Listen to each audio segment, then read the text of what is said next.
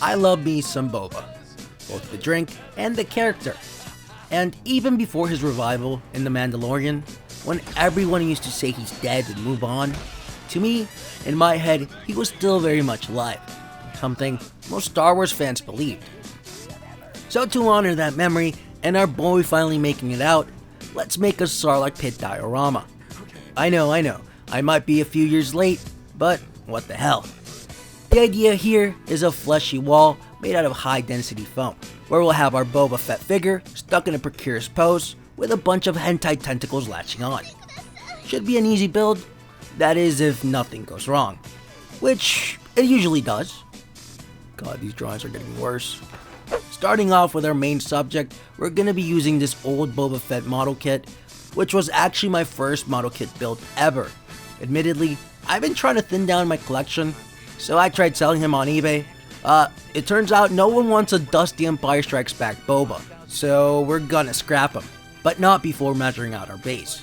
Since I used up all my spare foam on this awesome mini diorama that you can find right here, we're gonna have to make a quick trip to our local Home Depot, where we pick up some of that premium Pink Panther high density foam.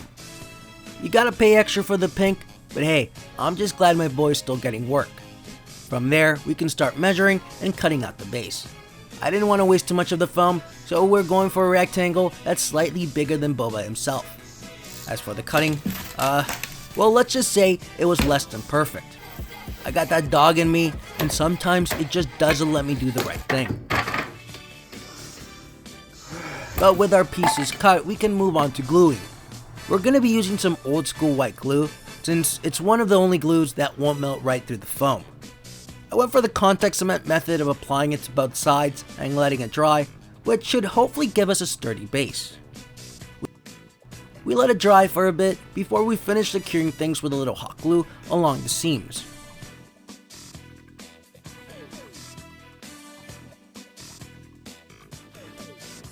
Originally, I was going to use some expanding film, but my bottle was kind of fucked. Oh fuck, I could get high. And I didn't want to give Home Depot any more of my money, so we're going to be trying something new. I have some spare foam clay, which is normally used for cosplay, but it's technically clay, so we should be able to apply it here. But before we start building up the base, we have to make sure things will fit. And they kinda don't. The added support at the bottom of the base is blocking off some of the footroom, so we gotta deal with that first.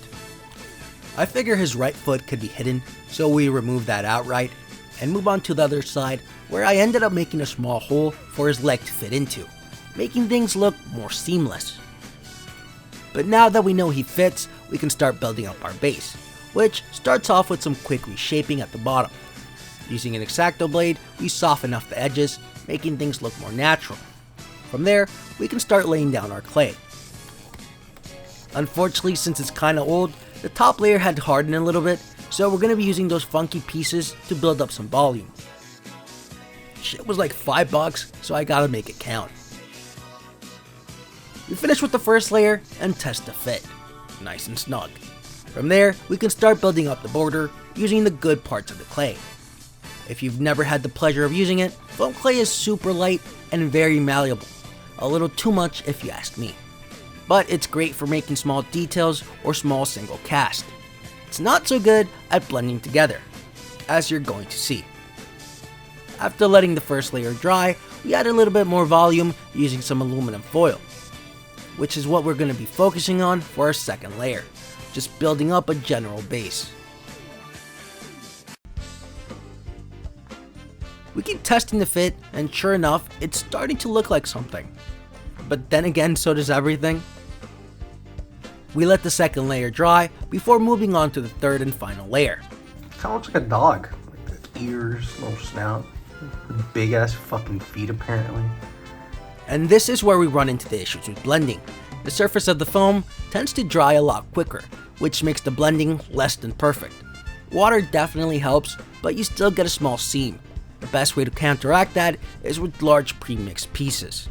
We stretch out our clay, and using our years of rolling experience, we add little folds to replicate the skin wall. We carefully lay the piece down, making sure to remove any excess skin with our skinning knife. From there, we just have to repeat this process until it's covered. Ideally, I should have gone for a single super large piece, but the foam is really sticky and I wasn't too sure I'd be able to roll it out without it sticking to itself. Despite that, I do my best to blend things in using a little bit of water and my finger. I thought about attaching the jetpack to the side for extra detail, but if I'm honest, I totally forgot about it. We let things dry overnight, and it turns out we lost some of the detail from the folds, which is due to the foam clay and the way it sets. Regardless, we move on to our figure, which to my dismay looks a little wonky, especially in the leg area, so we're gonna have to chop him up. We're pretty much just getting rid of the knee section, so I went for a cut just above, followed by the leg, which gets a little trim, leaving us with the best of pieces. But with our leg cut, we're able to get a more natural posing, which gave me the idea to do the same thing for the arm. I didn't have to cut anything up there since we're just removing the elbow joint. But I did prep the foam to help with the integration. We fill up the gaps with a little extra foam clay, really making Boba part of the base. All that's left to do is add our tentacles. We start off at the leg by covering up the cuts with a little foam, followed up by the turd-looking log, which we drape and shape around the base. For detail, we're just doing a basic wrinkly wormy looking pattern. The biggest issue comes with the clay. It's super light, which makes detailing a little difficult. It doesn't help that certain parts dry faster than others, so you gotta work pretty fast. But while working on the smaller tentacles, I had a mini epiphany, or I was just high. But this little machine, don't ask, has a perfect pattern for our tentacles. So using a small strip of clay, we roll it right on top of the pattern, giving us this wormy looking thing. Ew, this looks like a fucking worm. And to my surprise, it looks more than decent and maybe into the realm of good. But now that we have a process, next thing to do is repeat it. Thankfully, I learned my lesson, so I made sure to fully press in the detail since it's going to soften up quite a lot when it dries. This second tentacle ended up at the base since it's easier to work our way up. The third one got stuck in between the pattern, which gave it a new puncture look that I was really digging. But I still had to clean it up and retrace the lines. Tentacle 4 gets the same treatment as we wrap it around his elbow. This time, I went ahead and used an X-Acto knife to make the details more visible. See, we live and learn. And so far, it's looking better than I expected. I didn't think the foam clay was going to hold up as well as it did. In the end, we repeat this a few more times, giving us this dynamic looking piece. We let things dry under the heat lamp, but I have no patience, so I use my sister's dryer to hopefully speed things up. I made sure to get Boba out before it was fully set, and move on to painting, which is now extra spooky since it's almost Halloween. We're going to start with a few coats of plastic dip, which will hopefully bring things together. It didn't do much for the seams, but it's a good primer anyhow. From there comes the daunting task of figuring out the colors. I'm brain dead and have no background in color theory, so I really am just pulling this out of my ass. That being said, we're going for a fleshy tone, so we want to get our pinks, reds, and blues. Our first layer is a reddish pink, which I tried globbing on, but it just wasn't looking good. The large brush strokes weren't helping either. I figured since I'm already this deep, I might as well go all the way. So we bring out the big guns, that's right, an airbrush. I suck at maintenance, so mine is barely breathing and on its last legs, but despite that, we still get some good looking coverage for our base layer. We move on to the tentacle, which I highlight with a lighter pink color. There was some light overspray, but ultimately it makes it look more realistic, so we add a few splotches throughout. With our base color laid out, we ditch the airbrush and start detailing. I wanted to make sure the tentacles stood out, so I went over them with a slightly darker hue. Again, I have no idea what I'm doing, but that doesn't mean we can't try to make it look good. Now, to add a little contrast, I went ahead and rubbed some pinkish white using a dry rag, or a sock. I'm pretty sure that's a sock. Mainly focusing on bumps and parts of the skin that would stretch out and therefore be lighter. At least that's my reasoning. Now, it's looking pretty rad, but to make things really pop, we're going to be adding small veins all throughout. Yeah, it's going to be a veiny wall. Now, this was just a matter of randomly painting thin red lines, but it didn't always work out. Not because of the technique, but because I was using my last 3 brushes, which have been through hell. As you could probably tell, they're all trash. Despite that, it was still a therapeutic process, so I spent about an hour off camera just adding veins where I saw fit. It's better than nothing. Now, I totally forgot the fact that we still needed our black wash, not to mention our resin, but I guess I got too excited and assembled our boba. The color definitely makes a difference, which is good to see, especially considering how messy things got. Seeing boba in place inspired me to go above and beyond. So I took a few minutes to clean up and blend some of the veins. I mostly did the cleanup using a light pink dry brush, which left things looking pristine. But all that painting made me realize we're not done with our base, which just needs some black acrylic to cover up the foam. I try to keep things clean, but again, lazy dog. After that, I finally remember it needs a black wash, so we break down boba one more time. I try to focus our wash on the tentacles since they have the most detail, but I do make sure to touch on the creases and wrinkles on the skin wall.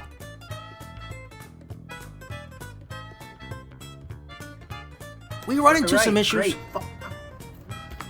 but ultimately the black wash made things infinitely better. From there, we can reassemble our Boba Fett one last time as we prep for our resin pour. Now, I am a lazy dog, so I thought rather than finding some cup, I would just use some plastic bags. But not only that, I also decided to eyeball it. Yeah, it was getting everywhere, so I ended up pouring our mix into a piece of cup and got to pouring. And by that, I mean carefully dabbing on the resin, which will hopefully help us reduce bubbles.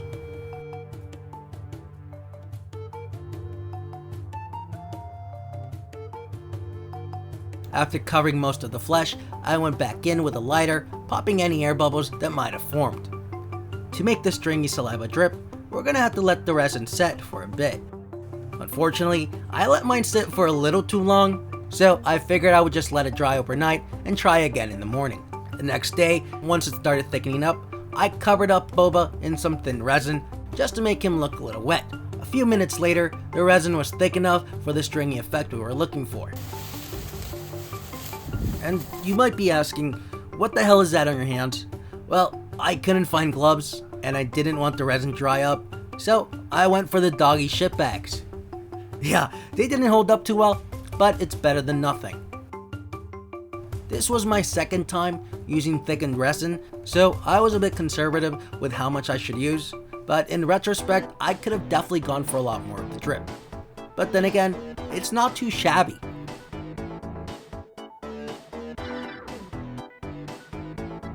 We let it dry for a week, because that's how long I left it on my desk while I did other things.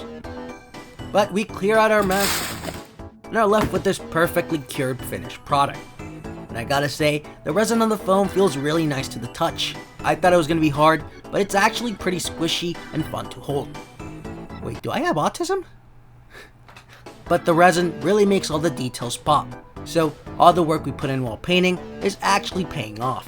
The veins look veiny, the flesh looks like flesh, and the tentacles are taken right out of hentai. And that's frankly all I could have asked for. But as a fun little extra, here's an unmasked Boba head that I never quite finished. Mainly because I can't paint skin tones, so he's always looked kinda dead. Like a bantha. The alternative that never was. Anyways, thank you guys so much for watching, especially if you made it this far. That's crazy. You're crazy. Don't forget to leave a like if this video did anything for you, leave a comment telling me I suck, and make sure to subscribe for more. Stay poochy, and I'll catch you on the next one.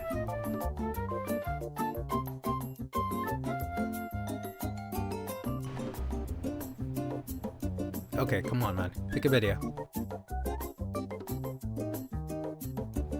Okay, come on. Pick a video or get out. I'm kidding.